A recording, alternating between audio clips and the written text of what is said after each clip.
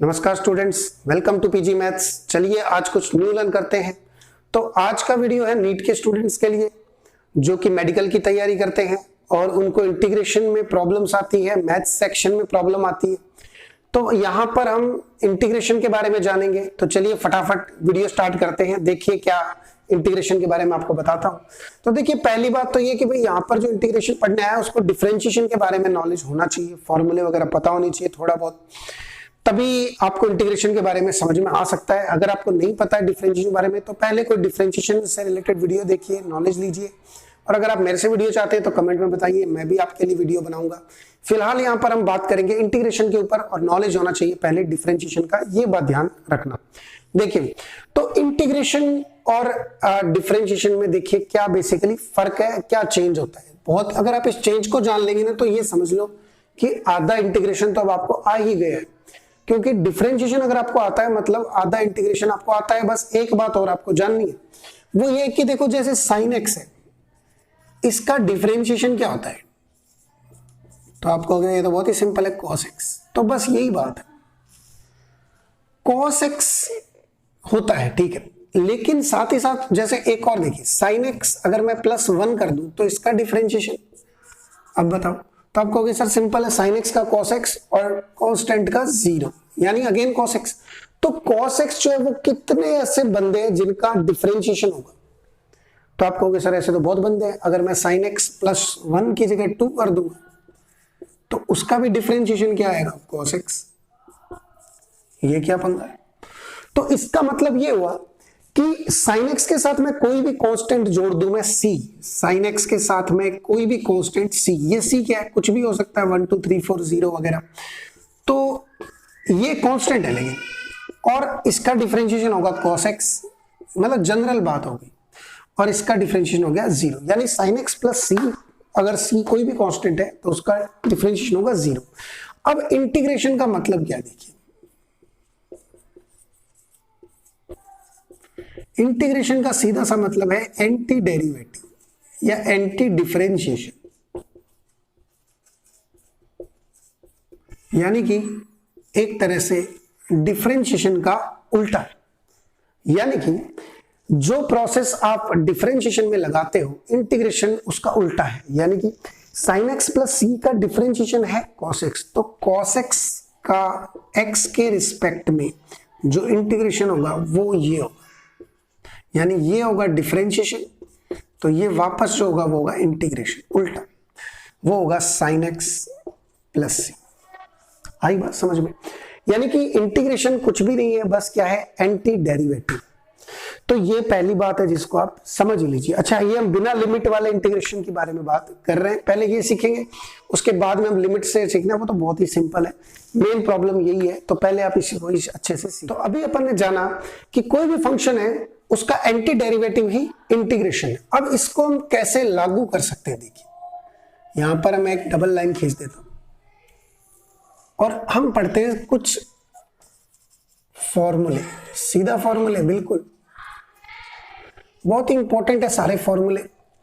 और इसको दो सेक्शन में बांट लो, पहला सेक्शन में डिफरेंशिएशन और दूसरा सेक्शन में इंटीग्रेशन। अब शुरू करते हैं भाई, सबसे पहले ये बताओ कि x की पावर कुछ भी हो उसका डिफरेंशिएशन क्या होता है। तो आप कहोगे बहुत सिंपल है, nx n-1 ये होता है। अब इसको थोड़ा सा हम यहां पर चेंज करते हैं। देखिए अगर मैं पावर n ना करूं, बल्कि मैं इसको ऐसे लिख दूं x की पावर n+1 अपॉन n+1, तो देखते हैं क्या होगा। तो बहुत ही सिंपल है भाई, ये कांस्टेंट बाहर आ जाएगा और पावर भी आगे आएगी, तो ये कट जाएंगे दोनों, क्योंकि दोनों ये भी आगे आएगा ये भी आगे आएगा, और यहाँ पावर एक माइनस हो जाएगी, तो केवल x की पावर n बचेगा और साथ में बचेगा कुछ नहीं। ठीक है, अगर मैं इसमें प्लस c कर देता तो भी यही आता, क्योंकि प्लस c हमेशा क्या होता है, आप प्लस c को तो ऐसे ही याद रखिए। फिलहाल इतना देखिए, इसका डिफरेंशिएशन ये होता है, तो x की पावर n का जो इंटीग्रेशन होगा, ये हमारा मिल गया पहला फॉर्मूला कि x की पावर n का x के रिस्पेक्ट में जो इंटीग्रेशन होगा वो होगा ये वाला, यानी हमें पावर का फॉर्मूला मिल गया। बहुत बड़ी चीज है, प्लस c, क्योंकि मैंने इसके बारे में आपको बता दिया। अब दूसरा देखिए, अगर अपन जो है वो log x का बेस e में अगर हम डिफरेंशिएशन करते हैं तो क्या होता है 1/x। तो 1/x का इंटीग्रेशन ये क्या होगा, ये होगा log x प्लस c। अब सारे ट्रिग्नोमेट्री वाले जैसे कि sin x का cos x होता है तो cos x का integration sin x plus c। इसी तरह से देखो अगर cos का करेंगे तो माइनस साइन होगा, तो थोड़ा सा हम दिमाग लगा के करेंगे, हम माइनस cos का करेंगे तो एक बार माइनस इसका भी आएगा तो माइनस माइनस प्लस हो जाएगा और ये होता है sin x, यानी कि sin x का जो इंटीग्रेशन होगा वो माइनस cos x होगा, तो यहां उल्टा हो जाएगा। इसके बाद में अगर अपन tan x का डिफरेंशिएशन करते हैं तो क्या आता है sec स्क्वायर x। तो sec स्क्वायर x का जो इंटीग्रेशन होगा वो होगा tan x। और इसी तरह से हम आगे cot का निकाल सकते हैं, अगर आपको वो भी चाहिए तो देख लीजिए। जैसे कि आपको याद है कि sec x का डिफरेंशिएशन क्या होता है,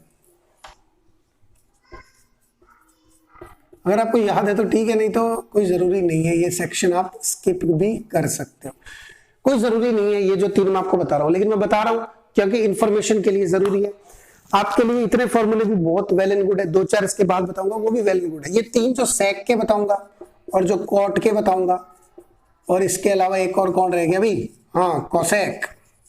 तो जो cosec के बताऊंगा तो ये जो फॉर्मूले होंगे ये फॉर्मूले कोई जरूरी नहीं है आपको जानना, अगर जानना चाहते हो तो देख लो, अच्छी है, नॉलेज है, काम आएंगे वैसे, लेकिन बहुत ही कम। तो cot x का होता है माइनस cosec स्क्वायर x और cosec x का होता है minus cosec x into cot x। तो हम क्या करेंगे, इस माइनस को इधर अंदर भेज देंगे, यहां पर भी अंदर भेज देंगे जैसे cos में किया था, ठीक है। और अब आप सोच लो कि इसका इंटीग्रेशन आपको मिल गया, जैसे sec x और tan x मल्टीप्लाई हो रहा है तो इसका इंटीग्रेशन आपको सिर्फ sec x प्लस c, जैसे cosec स्क्वायर x अगर है तो इसका आपको हो जाएगा minus cot x plus c। और इसी तरह से यहां पर ये हो जाएगा cosec x और cot x का मल्टीप्लाई, और ये जो इंटीग्रेशन होगा माइनस cosec x। तो यहां पर ध्यान देने वाली बात ये भी है कि हमें sin x का इंटीग्रेशन मिल गया, cos x का भी चलो माइनस को अपन देखो यहाँ पर, ये रहा cos x का इंटीग्रेशन, सॉरी ये रहा cos x का इंटीग्रेशन, ये रहा sin x का इंटीग्रेशन, लेकिन क्या हमें tan x का इंटीग्रेशन मिला, चलो देखते हैं। sec स्क्वायर x का इंटीग्रेशन मिला, sec x tan x का मिला, cosec स्क्वायर x का, cosec x cot x का, लेकिन हमें कहीं भी sin और cos के अलावा बाकी tan, cot, sec, cosec में से किसी का भी इंटीग्रेशन नहीं मिला है। तो यहां पर हमें इनका डायरेक्ट इंटीग्रेशन फिलहाल नहीं पता है, लेकिन इनके भी फॉर्मूले हैं जो कि हम इस वीडियो के नेक्स्ट पार्ट में जानेंगे। फिलहाल हम आगे चलते हैं, फिलहाल इन इंटीग्रेशन को ध्यान में रखिए, साइन और कॉस हमें मिल चुके हैं। अब देखिए इसके अलावा आपको याद होगा e की पावर x का डिफरेंशिएशन होता है खुद e की पावर x, तो इसीलिए e की पावर x का जो इंटीग्रेशन होगा वो भी होगा खुद e की पावर x प्लस c। इसके अलावा जो a की पावर x है उसका क्या होता है डिफरेंशिएशन, तो आप कहोगे सर a की पावर x वापस आता है और log e a आ जाता है, तो अगर इस log e a को मैं यहां पर डाल दूं तो अब ये a की पावर x आएगा, वापस log e आएगा, नीचे log e है वो कट जाएगा क्योंकि ये तो कांस्टेंट है, देखो इसमें कोई भी x नहीं है, तो ये होता है। तो a की पावर x का भी इंटीग्रेशन है आपके पास और वो है a की power x upon log e a plus c। तो ये कुछ बेसिक फॉर्मूले हैं, पावर का फॉर्मूला, लॉग का फॉर्मूला, साइन कॉस के, नॉर्मली tan वगैरह के कुछ हल्के फुल्के फॉर्मूले, और e की पावर x जो एक्सपोनेंशियल वगैरह होते हैं। अब यहां पर बहुत सारी बातें हैं जो मुझे करनी जरूरी है। सबसे पहली बात ये जरूरी है कि भाई जैसे डिफरेंशिएशन में दो फंक्शन मल्टीप्लाई होते हैं तो उनका फॉर्मूला होता है बहुत ही इजी होता है, आपको याद होगा u डॉट v का formula u dash v plus v dash u। लेकिन इंटीग्रेशन में मल्टीप्लाई जब होता है तो फॉर्मूला अलग है, उसके ऊपर बाद में नेक्स्ट पार्ट में बात करी जाएगी। तो तो इंटीग्रेशन में हम डिफरेंशिएशन जैसा क्या क्या कर सकते हैं, देखिए दो रूल्स हैं, वो रूल्स जानने बहुत जरूरी है। सबसे पहला रूल इसमें यह है, देखिए कि अगर कोई भी दो फंक्शन है, एक फंक्शन का नाम है fx और दूसरे का नाम है gx। फंक्शन से यहां पर मतलब है चाहे ये sin x हो, cos x हो या e की पावर x हो, x की कोई पावर हो, मतलब x के ऊपर कुछ ना कुछ काम किया, तो ये काम किया जैसे ये sin x है, ये cos x है। मैं एग्जांपल लिख देता हूं, जैसे sin x प्लस e की पावर x, मैंने एक एग्जांपल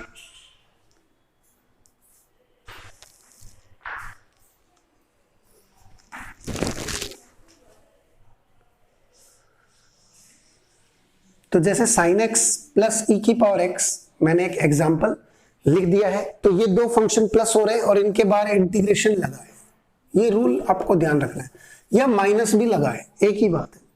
तो ये इंटीग्रेशन अलग अलग हो जाएगा, fx dot dx plus minus integration gx dot dx। जैसे कि अगर sin x और e की पावर x दोनों प्लस में है और आपके बाहर इंटीग्रेशन लगा है, ब्रैकेट बना हुआ है, तो आप sin x का इंटीग्रेशन अलग कर सकते हो और e की पावर x का इंटीग्रेशन अलग कर सकते हो। अभी अभी हमने पढ़ा sin x का इंटीग्रेशन क्या होता है बताओ, cos x, अरे नहीं, माइनस cos x, ये ध्यान रखना, प्लस e की पावर x, और लास्ट में हमेशा लगा दो प्लस c, कभी गलत नहीं होंगे। और वैसे भी शायद आपको प्लस c से इतना मतलब नहीं होगा, मैं तो रूल्स के हिसाब से सही चल रहा हूं। अब देखिए ध्यान से सुनिए, आप ना भी लगाओ इसको, खैर ठीक है। अब देखिए आप समझ ही गए होंगे कि यार ये तो जो है वो डिफरेंशिएशन का उल्टा प्रोसेस है, ठीक है। माइनस cos x का डिफरेंशिएशन sin x है, sin x का इंटीग्रेशन माइनस cos x, और ये कि प्लस में अलग अलग हो जाएगा इंटीग्रेशन, कभी कोई दिक्कत नहीं है, ध्यान रखना, माइनस में भी अलग अलग हो जाएगा। और दूसरा रूल क्या है, देखो दूसरा रूल ये है कि अगर कोई भी फंक्शन है, अभी अभी मैंने बताया फंक्शन क्या होता है, कभी कोई भी फंक्शन है और उससे कोई कांस्टेंट कोई मल्टीप्लाई हो रहा है, k है कोई कांस्टेंट और इंटीग्रेशन हो रहा है, तो भैया ये कांस्टेंट को आप बाहर भेज सकते हो, कोई समस्या नहीं है। जैसे कि देखिए log x है और इससे मान लो 4 मल्टीप्लाई हो रहा है और बाहर इंटीग्रेशन लगा। अब आपको तो log x का आता है, 4 log x का नहीं आता, तो आप log x को तो छोड़ो, कांस्टेंट अगर 4 है तो इसको बाहर भेज सकते हो, और log x का जो इंटीग्रेशन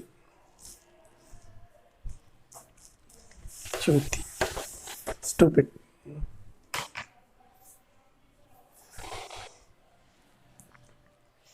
तो इसका एग्जांपल देखिए, जैसे कि मान लो 4/x इंटीग्रेशन,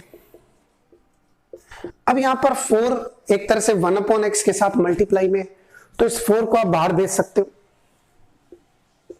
1/x का इंटीग्रेशन क्या होगा भाई, पावर का फॉर्मूला नहीं लगेगा, ध्यान रखना, बल्कि 1/x का इंटीग्रेशन होगा log x या ln x भी आप कह सकते हो, अगेन प्लस c।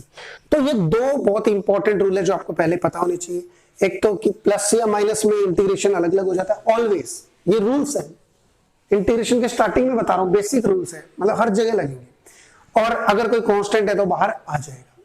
आगे बात समझ में।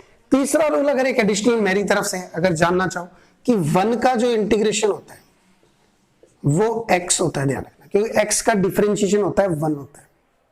अब इसका फायदा, जैसे अगर सिर्फ कांस्टेंट आ गया, मान लो आ गया इधर पाई dx, अब पाई तो क्या है, कांस्टेंट है, 3.14 इसकी वैल्यू होती, तो ये बाहर आ जाएगा और 1 dx बचेगा, और 1 का इंटीग्रेशन होगा x, तो ये बन जाएगा पाई x और प्लस c। आ गई बात समझ में। तो ये हमारा इंटीग्रेशन का पहला पार्ट था, जिसके अंदर मैंने आपको इंटीग्रेशन के बारे में बिल्कुल बेसिक चीजें बताई है और कुछ एग्जांपल दिए हैं छोटे मोटे। तो अगर आप इंटीग्रेशन के ऊपर और भी क्वेश्चन चाहते हो, वीडियो चाहते हो, जो कि नीट के स्टूडेंट के लिए, नॉन मेडिकल के स्टूडेंट के लिए, तो जरूर बताना, जल्दी वीडियो आपके लिए बनाऊंगा।